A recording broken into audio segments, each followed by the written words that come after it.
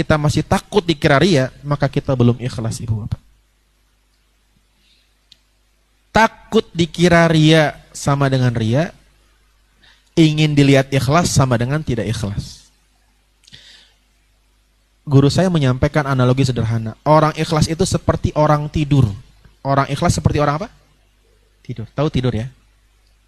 Kalau Anda punya suami dipanggil, ayah lagi apa? Suami Anda menjawab, lagi tidur. Berarti tidur benar apa tidur-tiduran? Ya, begitupun orang ikhlas. Kalau orang ikhlas mengatakan dirinya ikhlas, maka dia belum ikhlas tapi ikhlas-ikhlasan. Ya. Contoh misalnya, saya habis ngisi pengajian, tiba-tiba ada yang datang ke saya ngasih sarung BHS. Contoh ya, contoh. Ustadz, ini ada sarung dari saya Ustadz. Buat Ramadan Ustadz. Ini Ustadz sarungnya, saya ikhlas. Nah. Siapa yang mengatakan dirinya ikhlas, maka ikhlasnya belum ikhlas.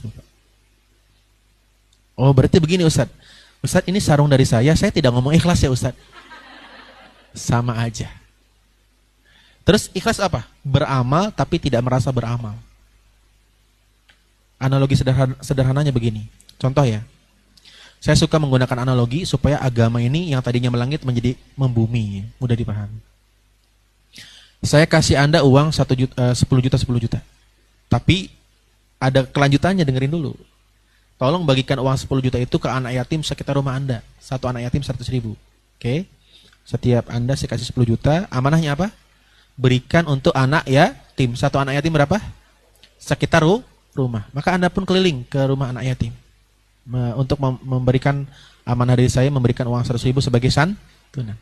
Ketika Anda berikan uang itu ke anak yatimnya bahkan bahagia. Terus berkata, makasih ya Bu, Ibu baik banget sih jadi orang. Ibu ketika dipuji-puji, bahagia atau malah nggak enak? Kenapa nggak enak? Nah, begitulah konsep ikhlas, Bu. Yakini bahwa setiap kebaikan yang kita lakukan itu bukan dari kita.